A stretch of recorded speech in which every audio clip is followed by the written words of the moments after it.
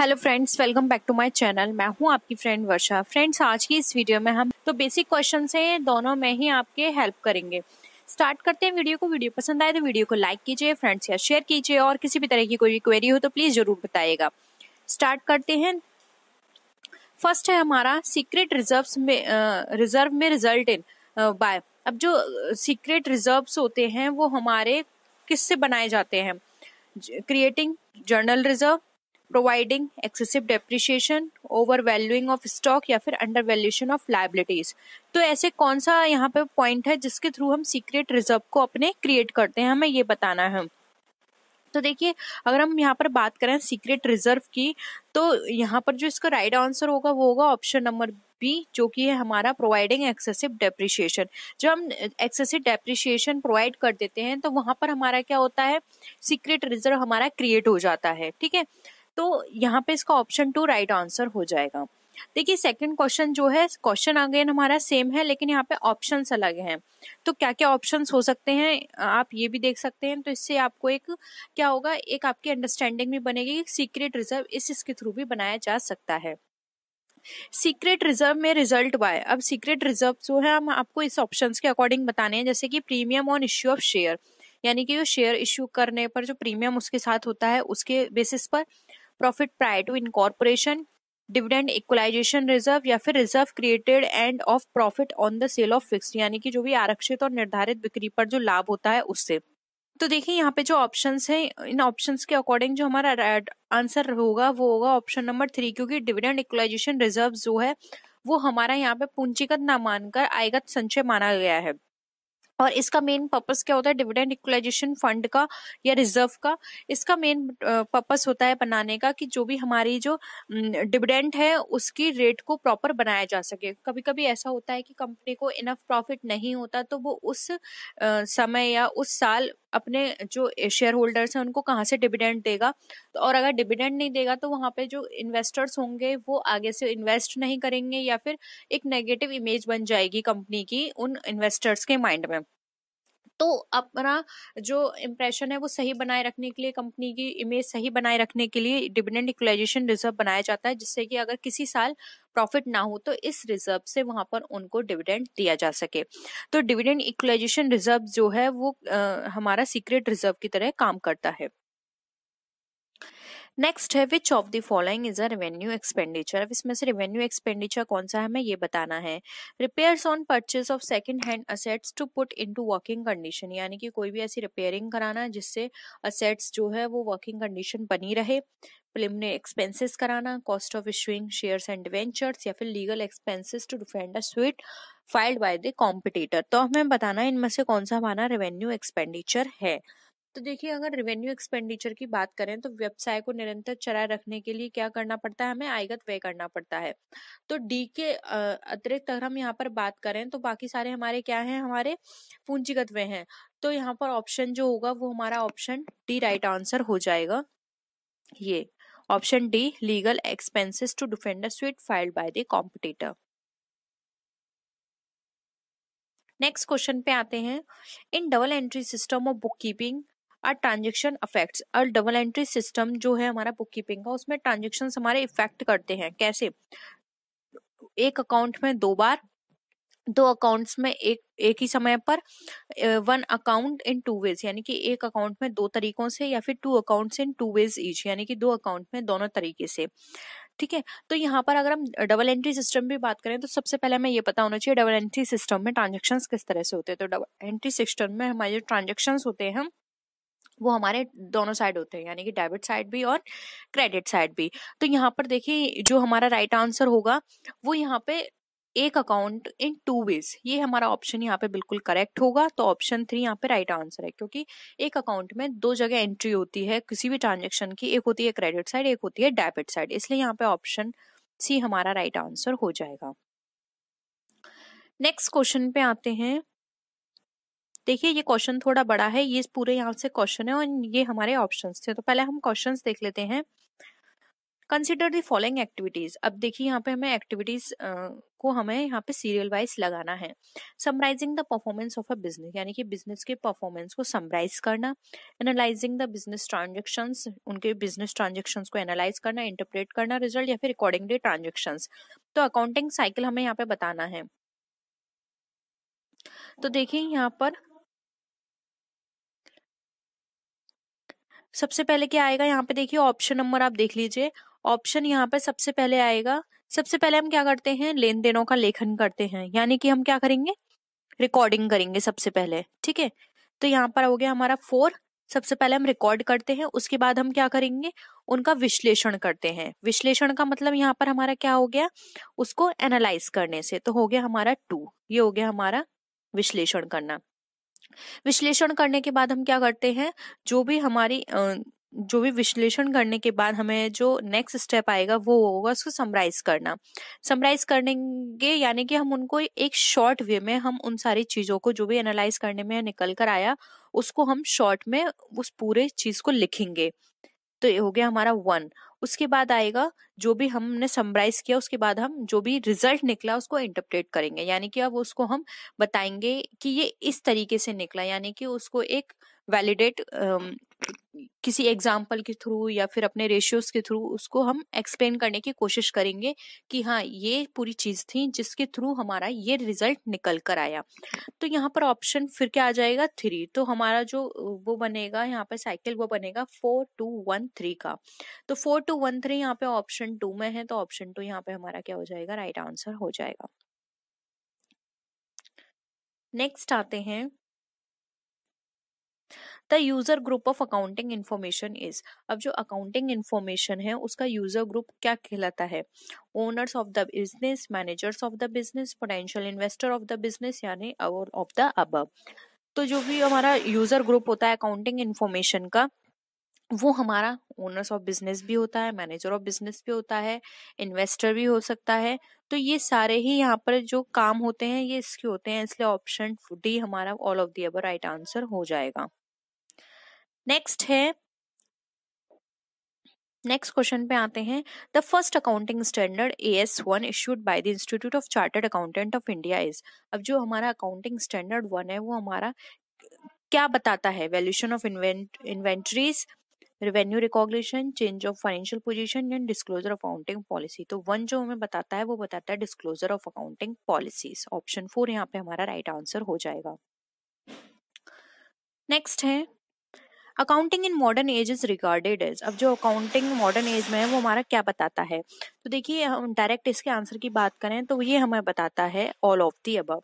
Recording भी बताता है, लैंग्वेज ऑफ बिजनेस भी बताता है, और ये बिजनेस इंफॉर्मेशन भी। तो ऑप्शन 4 यहाँ पे हमारा right answer. The accounting standard number 2, यानी कि जो अकाउंटिंग स्टैंडर्ड 2 है of the international accounting standard committee, वो हमारा किससे रिलेटेड है। मैंने आपको बताया था कि इन अकाउंटिंग स्टैंडर्ड के सिर्फ और सिर्फ आप ये देख लीजिए कि ये किससे रिलेटेड है, इससे अंदर आपको पढ़ने की जरूरत नहीं है क्योंकि आपके एग्जाम में बहुत बेसिक क्वेश्चंस आते हैं। ठीक है, तो आपको 2 याद रखना है, अकाउंटिंग स्टैंडर्ड किससे रिलेटेड है, valuation of presentation of inventory, depreciation accounting, information to be disclosed and none of the above. तो देखिए 2 की यहाँ पर अगर हम बात करें तो ये हमारा अकाउंटिंग स्टैंडर्ड 2 जो है वो हमारा यहाँ पे इसका राइट आंसर हो जाएगा A, valuation and presentation of inventory से।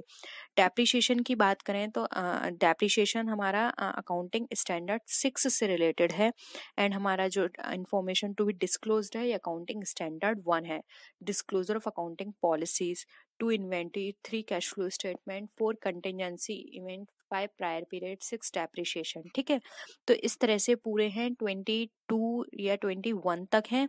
तो आप इनको बस याद कर लीजिए कि ये किससे किससे रिलेटेड है, बस इसके अंदर आपको पढ़ने की जरूरत नहीं है। नेक्स्ट हम बात करते हैं, the chartered accountant act was enacted in the year. जो चार्टर्ड अकाउंटेंट एक्ट है ये हमारा कब आया था, 1951, 55, 59 या फिर 49 में। तो चार्टर्ड अकाउंटेंट एक्ट जो है वो हमारा आया था 1949 में। तो ऑप्शन 4 यहाँ पे हमारा राइट आंसर है। ठीक है, पूरी तरह से इसको यहाँ पे लागू कर दिया गया था 49 में। नेक्स्ट आते हैं the first accounting standard issued by the accounting standard board of India. जो हमारा फर्स्ट अकाउंटिंग स्टैंडर्ड है वो जो इश्यू किया गया था accounting standard board of India के द्वारा, वो कौन सा है? अभी अभी मैंने आपको बताया था। वैल्यूएशन ऑफ इन्वेंट्री, तो देखिए ये तो आपको पता ही चल गया, 2 है। डेप्रिसिएशन, ये भी मैंने आपको बता दिया, 6। Disclosure of accounting policy and revenue recognition, इसमें से बताना है, तो डिस्क्लोजर ऑफ अकाउंटिंग पॉलिसी मैंने आपको बताया था कि हमारा फर्स्ट से रिलेटेड है। तो देखिए यहाँ पर जो हमारा राइट आंसर है, यहाँ पे फर्स्ट ही पूछा गया है, तो ऑप्शन 3 राइट आंसर हो जाएगा। ठीक है, रेवेन्यू रिकॉग्निशन आपको मुझे कमेंट सेक्शन में बताना है अगर आपको पता है तो। ठीक है, देखिए नहीं तो आप सीरियल वाइज इसको ऐसे रिकॉल कर सकते हैं। First, disclosure of accounting policy. 2 inventory. 3 cash flow statement. 4 contingency event. 5 prior period. 6 depreciation. 7 construction. 8 research and development. 9 revenue recognition. ठीक है, तो ये 9 क्या हो गया? Revenue recognition. ठीक है, नेक्स्ट आते हैं goods withdrawn by the proprietor from business for his personal use will be credited to। अब एक proprietor है, अपने पर्सनल यूज के लिए बिजनेस से विड्रॉ करता है, तो वो उसमें वहां पर क्रेडिट कौन सी आइटम की जाएगी या फिर कौन सा अकाउंट किया जाएगा? Sales account, purchase account, suppliers account या फिर स्टॉक अकाउंट? तो यहाँ पर बात की जा रही है उसके विड्रॉल से रिलेटेड है। तो देखिए जो स्टॉक अकाउंट है, यानी कि जो विड्रॉल करेगा वो उसके पास कभी ना कभी स्टॉक में रखा रहा होगा, वो वही उसको क्या करेगा, वहां से पर्सनल यूज के लिए निकालेगा, इसलिए स्टॉक अकाउंट किया जाएगा। परचेज नहीं कर सकती क्योंकि हमें नहीं पता जो स्टॉक वो निकाल रहा है या फिर जो पर्सनल यूज के लिए निकाल रहा है वो परचेज से निकाल रहा है। सेल्स भी नहीं आ सकता क्योंकि सेल्स अकाउंट तब आएगा जब वो कुछ सेल से रिलेटेड कोई ट्रांजेक्शन करेगा। सप्लायर्स भी नहीं हो सकता। स्टॉक इसलिए होगा क्योंकि वो कुछ माल उसके बिजनेस में रखा हुआ है एज अ स्टॉक, वो वहां से अपने पर्सनल यूज के लिए निकाल रहा है। ठीक है, तो यहाँ पे 4 हमारा राइट आंसर हो जाएगा। नेक्स्ट क्वेश्चन पे आते हैं, which of the following is not a function of accounting. अब आपको इसमें से बताना है कौन सा अकाउंटिंग का फंक्शन नहीं है। Keeping systematic record, protecting properties of business, maximising the results, meeting legal requirements. तो देखिए यहाँ पर अगर हम बात करें तो एक अकाउंटिंग का काम क्या होता है, जो भी ट्रांजेक्शन्स हो रहे हैं उनको रिकॉर्ड करके रखना, जो भी बिजनेस की प्रॉपर्टीज हैं प्रोटेक्ट करना, लीगल रिक्वायरमेंट्स के अकॉर्डिंग सारे काम करना। लेकिन क्या काम नहीं होता? जो भी रिजल्ट्स हैं उसको मैक्सिमाइज करना इसका काम नहीं होता। इसका काम होता है अकाउंटिंग का सिर्फ रिकॉर्ड करना, सिस्टमेटिक वे में रिकॉर्ड करना, उनका मेंटेनेंस देखना सिस्टमेटिक तरीके से हो रहे हैं या नहीं, जो भी रूल्स प्रोवाइड किए हैं उस रूल के अकॉर्डिंग उनका रिकॉर्ड करना, और जो भी प्रॉपर्टीज है या फिर जो भी लीगल रिक्वायरमेंट्स हैं उन सबको फॉलो करना। ठीक है, तो यहाँ पे ऑप्शन 3 जो है वो इसका काम नहीं है, इसलिए यहाँ पे ऑप्शन 3 हमारा राइट आंसर हो जाएगा। नेक्स्ट क्वेश्चन पे आते हैं, which one of the following does not constitute or current liability. अब इसमें से कौन सा हमारा करंट लाइबिलिटी का गठन नहीं है? Bills payable, contingent liability, trade creditors या इंटरेस्ट आउटस्टैंडिंग ऑन डिवेंचर्स। तो देखिए करंट लाइबिलिटी जो होती है वो लाइबिलिटी होती है जो कि आपको 1 साल के अंदर पे ऑफ करना होता है, और करंट लाइबिलिटी का मतलब ही यही है कि कम से कम यानी कि बहुत कम टाइम पीरियड होता है उसके अंदर आपको इसका पेमेंट करना है। तो देखिए बिल्स पेबल ये होते हैं हमारे 1 ईयर तक के। ट्रेड क्रेडिटर्स ये भी हमारे करंट लाइबिलिटी का पार्ट है, इनकी टाइम पीरियड भी 1 ईयर से कम का होता है। इंटरेस्ट आउटस्टैंडिंग ऑन डिवेंचर्स, इसका भी टाइम पीरियड हमारा 1 ईयर से कम का होता है। अब यहाँ पे जो ज्यादा है वो है कंटिजेंट लाइबिलिटी, इसका टाइम पीरियड ज्यादा होता है, आकस्मिक होती है। ठीक है, तो यहाँ पे ऑप्शन 2 हमारा राइट आंसर हो जाएगा, कंटिजेंट लाइबिलिटी, क्योंकि इसका हमें कोई पता नहीं होता कि ये लाइबिलिटी हमारी है भी या नहीं भी। तो हम कैसे कह सकते हैं कि ये 1 साल की है? हो सकता है फ्यूचर में हो जाए, हो सकता है नहीं हो। ठीक है, तो इसके लिए हम कोई भी टाइम पीरियड नहीं बता के चल सकते कि ये 1 साल का है, 2 साल का है, कितने साल का है, जबकि इनका टाइम पीरियड हम सबको पता है कि ये 1 साल के अंदर तक के हैं। ठीक है, तो ऑप्शन 2 जो है वो हमारा राइट आंसर हो जाएगा। नेक्स्ट क्वेश्चन पे आते हैं, in a business net assets on January 1, यानी कि जनवरी 1 पर एक बिजनेस के अंदर जो नेट असेट्स थी वो 6,000 रुपए की थी, और 31 जनवरी पर वो उन रुपीज 7,500 की थी, ठीक है, दो थी।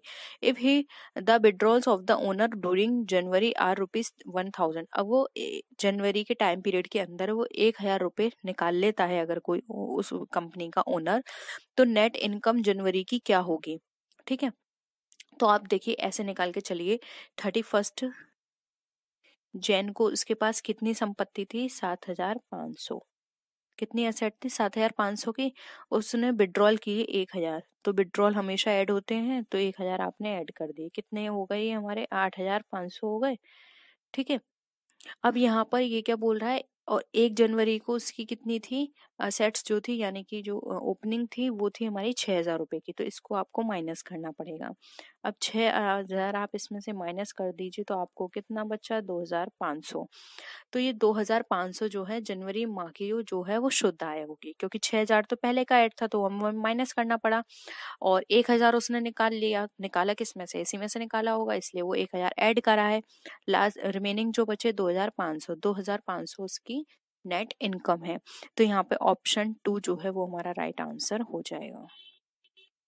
आई होप ये क्वेश्चन आपको क्लियर हुआ होगा। इसी तरह के छोटे क्वेश्चंस आते हैं, ज्यादा लंबे क्वेश्चंस इसमें नहीं पूछे जाते जिसमें आपकी लंबी कैलकुलेशन हो। नेक्स्ट है कंसीडर द फॉलोइंग स्टेटमेंट। अब आपको ये स्टेटमेंट बताने हैं कि यहाँ पे जो रीजन है वो सही है या नहीं। Accounting is the language of business, जो अकाउंटिंग है क्या वो बिजनेस की लैंग्वेज है।